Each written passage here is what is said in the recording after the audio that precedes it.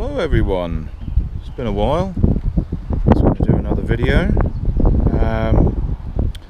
So I'm just going to talk you through some sort of tips and some points with regards to buying a boat, buying a first boat, second-hand boats, new boats, engines and trailers and all that sort of stuff. So anyway, so in front of us here we've got a fiberglass, about 17 foot. It's a CBS Huntsman. It's quite a nice sort of boat. I've never really been that attracted to this particular brand, but it's, you know, it's okay. It's quite fast. It's got a little tow. You see, it's got a little ski tow pole thing there, where you put some straps on it and you can water ski with it. Here you got a Yamaha 4-stroke 90. It's good fuel efficiency. Not sure precisely what is the fuel efficiency, but it's better than a 2-stroke. You haven't got to buy 2-stroke oil or anything like that. So it's just basically just putting unleaded fuel in your tank and away you go. Nice prop there. Skeg underneath. It shoots out water from either here or there, so to check that your engine's working properly is that A, it sounds okay, and B, it always spits water when it's started and the water is cooling the actual engine when it's going around. That's absolutely critical that the impeller is working and it's doing that. So basically you can check the age when you're buying an engine, a second-hand one. You can always check the age by seeing if it's got a little tag. Usually it has a tag and it sort of says how old the actual how old it is. I'm just checking the battery at the minute. What we got? Seems all right. Just check and see what we've got. So, F90LB Japan. Can't see an age. Usually they have a little tag and it tells you how old they are. If you keep looking hard enough, you can sort of find that sort of thing. So anyway, this is a fiberglass transom. This is quite a new boat. They put a bit of perspex packing in there, which is always, you know, it's quite good. It's not hard on the transom, but these transoms, they used to put in plywood, but now they put in like a real hard that is rock solid there. That's like stone almost. So you've got no problems with transoms and things like that. So just be mindful when you're buying an older boat that, you know, if it's a bit quite flexible here, it's probably, you know, you could get in the realms of having to fork out a load of money for building a new transom. That's almost as cost as buying, you know, what you paid for the bloody boat. So just be mindful with regards to, you know, transoms. But this is a composite. That's absolutely rock solid. That is, and that's only a small boat. That's really, really nice. Oh well, we've got the famous jet ski people turned up. With regards to this thing here, that's a buoyancy chamber thing there, and just be mindful with the seal around there. There's a Sikaflex seal around there. If that has been breached, water can bypass your stopcock there and fill the chamber when you're out at sea, and that can cause all sorts of problems with stability and all sorts of. Just be very, very mindful that is absolutely that is sealed and that's working. So you might want to reseal it or put some more Sikaflex around there just to sort of get away from that problem there. But that is basically, that's for condensation. In there's a buoyancy chamber. It's for buoyancy, so it's all airtight under there, and also it collects condensation. And at the end of your trip, you just release the valve and it spews out all the condensation water, and away you go. So what has it got here? It's got a little New Zealand Marine Industry Association tag, CRC certified.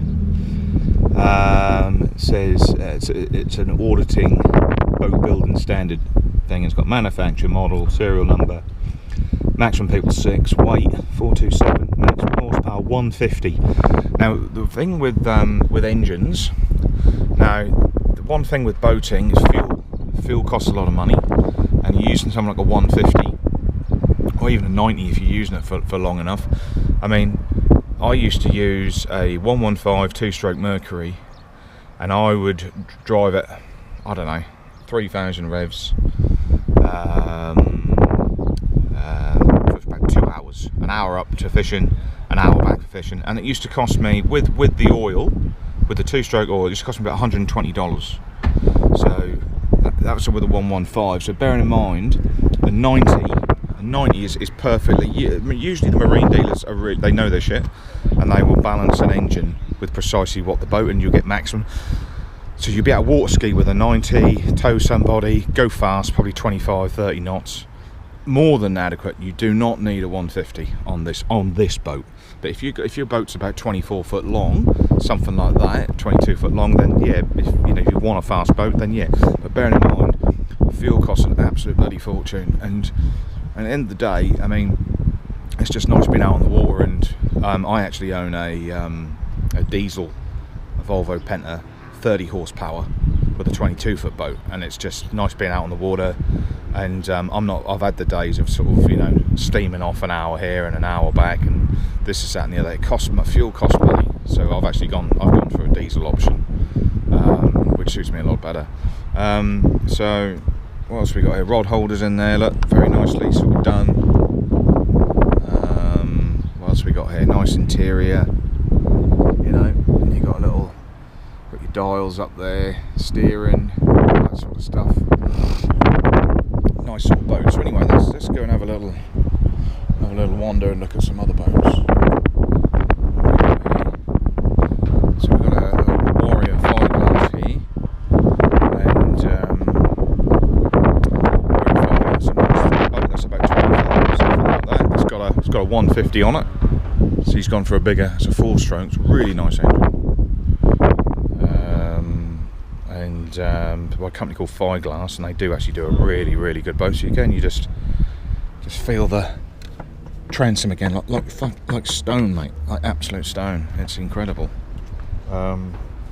Sun burning my arms. Just forgot to put my cream on here in New Zealand. So we've got 150 XL4S. USA. They shipped it from the USA. And it doesn't tell me an age. Again, I used to tell an age on them. Anyway, this is a tandem trailer. So when you're buying a trailer, you just want to make sure that you got the right type. See, my boat's actually got a keel on it, so mine actually has to have sort of keel rollers on the bottom, but this one doesn't. It's just got rollers just for the hull. But each trailer is sort of designed for each particular boat. This one looks in quite good condition. It's got a canopy on the top there. It's got a sort of rain, nice canvas sort of canopy here. Gas fill up there. Gas fill up in there. Perco. We got here New Zealand boat building standard. Yeah, fiberglass. Personally, if I was looking at getting another boat, it's got a nice example of a Mclay there, 701. That's a nice boat. I think fiberglass is probably, there's something nice about aluminium, the fact that they're light, and they do look really good. I've had an aluminium boat before. But fiberglass has a little bit more weight, and you probably get a bit better performance when you're cruising into sort of a choppy sort of sea. You get less sort of slamming and stuff like that. But then you're saying again, the hulls on a aluminium boat, they're quite sort of some plate boats, sort of 6mm, 5mm, and they sort of crunch into the waves pretty good as well. So at the end of the day, all these boats, they've all got limitations. There's only certain weather you can enjoy yourself in. They're not indestructible. You cannot sort of just head out in a bloody storm force, bloody 8 or 9 or whatever. They are, they're not commercial boats. They are just pleasure boats. So it's like a small boat has really got the same limitations as a larger boat, really, apart from like a real little tinny like that one over in the corner there, where they are, you've got to be really careful in something like that. If you look how low the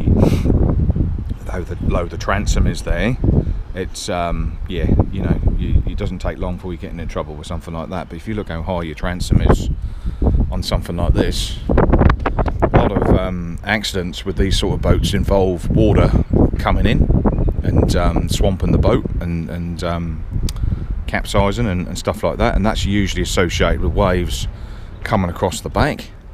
So you see here you've got like a sort of, this is a walk-in to your deck, and they have a screen here just to stop splashing and stuff like that. So a key thing with sort of transoms and water getting over the top, the key part is not to reverse the boat into a choppy sea. See, this comes out and goes in here, and that'll do its job at watertight up to there. But you might only get sort of splashes. Remember, your fuel's just here. You don't really want water getting up past this, although that's probably sealed for a bit of spray and stuff like that. But this is an absolutely gorgeous boat by Mclay. I have actually owned a Mclay before. Just want to check the battery. Hang on. What we got there? 11 minutes. Okay. Yeah, absolutely gorgeous. Look at the welds on here. Look, absolutely brilliant boat. They really are. They're not cheap. I got a price for one like this for about, I don't know, just the actual, I think just the boat was about 60 grand or something, and that's without the engine. You know, something like this you're probably going to want, realistically, you're probably going to want at minimum 150, 200 horsepower, something like that. But I mean, you know, you can sort of, you could probably ask Mclay if they could do you sort of a like a stern drive version or something, so you could have a diesel or something like that, so make it a bit better on fuel economy and fuel efficiency and stuff like that. But this is actually sitting on a watercraft trailer. It's not a Mclay trailer. He used to do a trailer, but that's watercraft trailer. That's an absolutely beautiful trailer, brand new, the gals, and yeah, you can see the keel strip there, how solid that is there. So you can see a protective plate they put over there, stop all the scuffs and damaging the absolutely gorgeous. See the spray chine here, just under there, that thing there, just catching the water, stop it from spraying all up so everybody on the boat don't get wet. Absolutely beautiful. He's got these down, these first ones, he's been doing it for about 20-30 years. His first ones were a little bit crude, but he's had all these years to fine tune them. And he ships these to Australia, ships them all over the world. They don't particularly do that well elsewhere, apart from Australia and here. Well, they do really well over here. They do okay in Australia, and yeah, they don't really. I know he sold a few over in sort of Sweden and probably the UK and America, but I'm just going to go on board. See, look at these cleats. Look, he's welded these cleats on. Look how beautiful these welds are here. These cleats, rod holders. Look at how beautiful that is. Look, he's polished it all up. He's got sort of storage here. Look, storage down here. What's this? That's about 4 mil, whatever. He's got. So you can see the fuel tank is just in here. This is a fuel tank. But I tell you what, these boats, they're fucking expensive on fuel. To fill this one up, you're probably looking at $250 to fill up with fuel. Right to the top, it's probably a 150 litre tank, 200 litre tank. So yeah, you're talking that's a lot of money. So you basically, if you are going out and you own one of these, you want a few of your mates to come with you to chip in on fuel. Yeah, it's a nice. This is a bench seat there. All this stuff here. Look, see, it's the only thing I would say about a boat with this size is it's gorgeous, it's fast, and don't get me wrong, it really is suited to day trips. It can, you know, it is a weekender as well, but it's not my kind of weekender boat. My kind of weekender boat is where, you know, you have proper. I mean, yes, you can lay in there, you can get 2 people in there, but your feet will probably be sticking out the end, sort of thing. I like complete comfort, and I like a little cooker, and you know, I like an enclosed toilet, and Do you know what I'm saying? It's like, don't get me wrong, that's very nice, but I mean, it's like it's got no seal to the weather. For me, I would be putting a some sort of a roller sort of blind thing you could just literally just pull down, and maybe sort of have some sort of canopy clears just around here, just so if you do get some really awful rainy weather and you're still out fishing, you can just stop the rain from just getting in and just spraying you a bit, and just makes that little bit more of a difference. It's a bit exposed out here at the back, that's why I sort of call it more of a day trip sort of boat. But the advantage of the boat like this, you know, you can put a 200 on it, 150, and you're going to nice turn of speed, if you don't mind the fuel bill. So anyway, so this is a Mclay 701 cruiser. It was manufactured in November 19, so it smells new. Maximum engine 275, 300, whatever. Maximum engine kg 310. Persons 550 kg. Maximum load 950 kg. Milton, New Zealand. Milton's Otago. Okay, so then you got a what do you got? Some hydraulic steering here, Sea Star helm, 6.9 MPa, 1000 psi max, hydraulic sort of fuel. That feels so smooth. That's gorgeous, and it's got some chargers there, marine chargers there. Bilge pump, bait tank pump, deck wash, fish finder, electronics, spotlight. Very nice. And you got your anchor up. You got a window screen wiper there.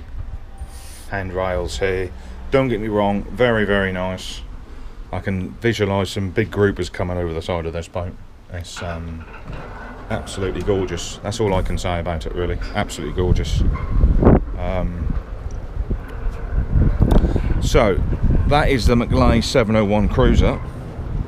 I think I saw one on Trade Me for about 170 grand with the engine on and trailer. But, yeah. Right, how are we doing for battery? Starting to use it up a little bit. So yeah, it's a nice one. One thing I will say about aluminium boats, when I had my aluminium boat, it was about 18 foot. It was a Mclay. At anchor, did catch the wind awfully. I was some days fishing, I would be skating around here, there, and everywhere. So, but that didn't actually work out too bad because I still done alright fishing. But